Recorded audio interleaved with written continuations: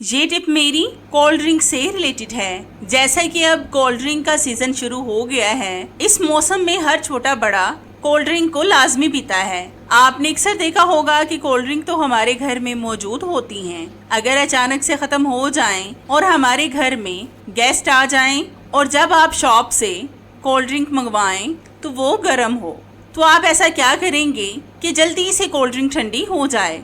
तो आप मेरी इस टिप को लाजमी फॉलो करें, क्योंकि आज मैं आपको ऐसी ज़बरदस्त टिप बताऊंगी जिससे आपकी कोल्ड ड्रिंक मिनटों में ठंडी हो जाएगी। तो इसके लिए आपने लेना है एक सूती कपड़े का पीस। अगर आपके पास कोई एक्स्ट्रा या पुराना कपड़ा पड़ा है तो आप उसका इस्तेमाल कर लें। इस तरह से आपने इस कपड़े को गीला करके अच्छी तरह से निचोड़ कर इसमें कोल्ड ड्रिंक की बोतल को लपेट देना है और अच्छी तरह से लपेटना है कि इसका एक भी हिस्सा कपड़े के बगैर ना हो। अब आपने सिर्फ 10 मिनट के लिए इसको फ्रीजर में रखना है, जहां पर आप बर्फ बनाते हैं। आप देखना कि आपकी कोल्ड ड्रिंक बिल्कुल ठंडी हो जाएगी। जहां पर कोल्ड ड्रिंक घंटों में ठंडी होती थी, वहीं पर अब सिर्फ 10 मिनट में ठंडी हो जाएगी। आप भी एक बार मेरे कहने पर इस टिप को ट्राई करके देखें, आपको इसका रिजल्ट 100% मिलेगा।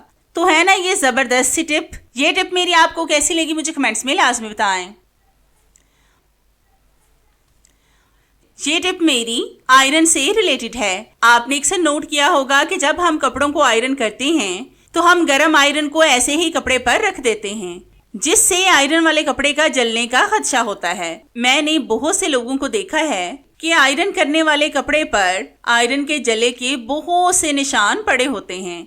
वो कपड़ा देखने में भी बहुत बुरा लग रहा होता है। आज मैं आपको इसके 2 हल बताऊंगी। आपको जो भी आसान लगता हो उसका इस्तेमाल कर लें। तो इसके लिए अगर आपके पास आयरन का स्टैंड नहीं है तो आपने एक प्लेट को लाजमी अपने पास रखना है। जब आप कपड़े प्रेस कर रहे हों तो आयरन को इसमें रख दें। आपने ये सोचकर परेशान नहीं होना कि इससे आपको करंट लगने का खदशा होगा। तो ऐसा कुछ भी नहीं होगा, क्योंकि हम तो आयरन के हैंडल से पकड़कर फिर इसका इस्तेमाल करते हैं। और आयरन के नीचे वाली प्लेट भी एल्युमिनियम की होती है, इसलिए आपने परेशान नहीं होना।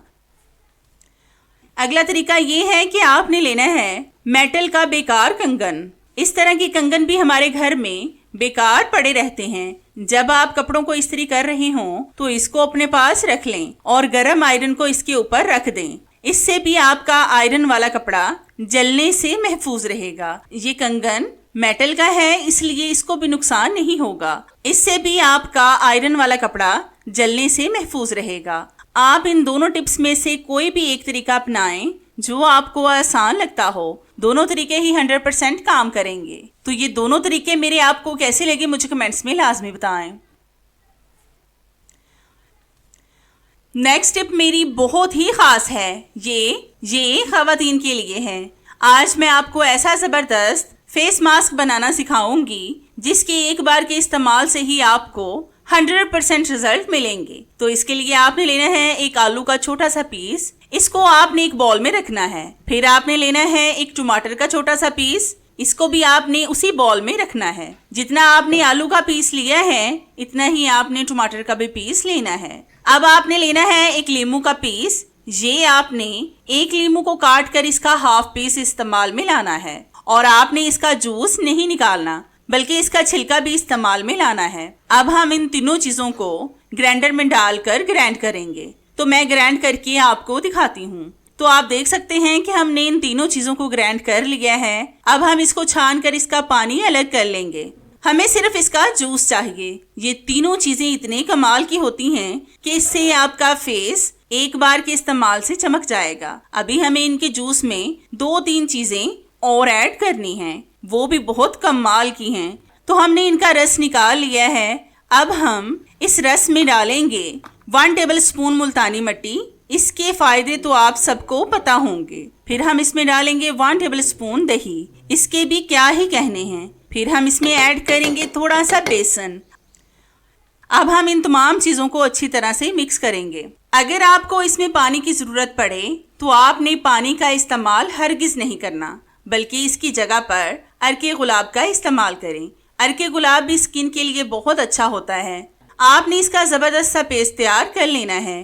अब मैं आपको इसको अपने हाथ पर लगाकर दिखाती हूँ और साथ साथ मैं आपको ये भी बताती हूँ कि इस पेस्ट को आपने कैसे और कितने दिन इस्तेमाल करना है। इस पेस्ट का इस्तेमाल आप अपने हाथों, पाँव, नेक और फेस पर कर सकते हैं। रात को सोने से पहले अगर आप इसका इस्तेमाल करेंगे तो ज्यादा बेहतर रिजल्ट आपको मिलेंगे। 20 मिनट तक इसको अपने फेस, हाथों, पाँव वगैरह पर लगा रहने दें और फिर ठंडे पानी से मुंह धो लें। इस मास्क का इस्तेमाल करने के बाद आपने साबुन या फिर फेस वॉश का इस्तेमाल नहीं करना, क्योंकि फिर आपको इसके बेहतरीन रिजल्ट नहीं मिलेंगे। आपने रात को ऐसे ही सादा पानी से मुंह धोकर सो जाना है और सुबह उठकर किसी भी अच्छे साबुन या फिर फेस वॉश से मुंह धो लें। आप देखेंगे कि एक दफा के इस्तेमाल से ही आपकी स्किन लाजवाब हो जाएगी और अगर आपको इसके 100% रिजल्ट मिले तो आप चाहेंगे कि इसका रेगुलर इस्तेमाल करें। अगर आप हफ्ते में एक बार इसका इस्तेमाल करते रहेंगे तो परमानेंट आपकी स्किन गोरी चिट्टी हो जाएगी और फिर आपको फेशियल वगैरह करवाने की भी जरूरत नहीं पड़ेगी। अब हम इसको 20 मिनट के लिए ऐसे ही छोड़ देंगे। 20 मिनट के बाद हम हैंड को वॉश करके आपको इसके बेहतरीन से रिजल्ट चेक करवाएंगे। तो 20 मिनट के बाद हम आपसे मिलते हैं। तो हमारे 20 मिनट हो चुके हैं। आप देख सकते हैं कि सिर्फ एक दफा के इस्तेमाल से मेरा हाथ कितना चमकदार और गोरा गोरा लग रहा है। अगर आप भी गोरा होना चाहते हैं तो आज ही मेरी इस टिप को फॉलो करें, जिसके रिजल्ट आपको 100% मिलेंगे। तो है ना कितनी जबरदस्त और आसान सी टिप। ये टिप मेरी आपको कैसी लगी मुझे कमेंट्स में लाजमी बताएं।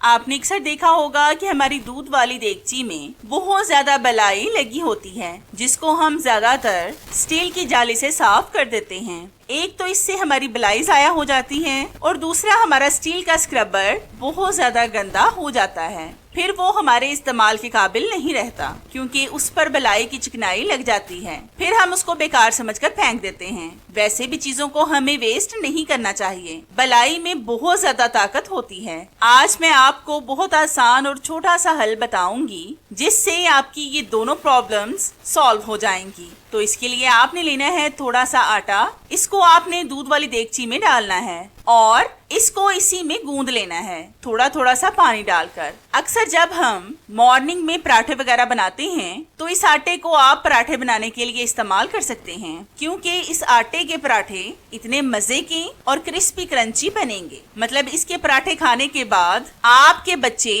रोज फरमाइश करेंगे कि हमें वैसे ही पराठे बनाकर दें। अगर आप घर में नमक डालकर पराठे बनाते हैं तो इसमें भी थोड़ा सा नमक इस्तेमाल कर सकते हैं। हम नमक का इस्तेमाल नहीं करते, इसलिए मैंने इसमें नमक नहीं डाला। तो आप देख सकते हैं कि मैंने आटा गूंद लिया है। इसको हम किसी बॉल वगैरह में डालकर फ्रिज में रख देंगे। देगची को आप देखें कि इसकी सारी बलाई आटे में मिक्स हो गई है। इस तरह से आप एक तो अपने स्क्रबर को गंदा होने से बचा सकते हैं और दूसरा इससे बलाई भी जाया नहीं होगी। तो है ना कितनी जबरदस्त और आसान सी टिप। ये टिप मेरी आपको कैसी लगी मुझे कमेंट्स में लाजमी बताएं।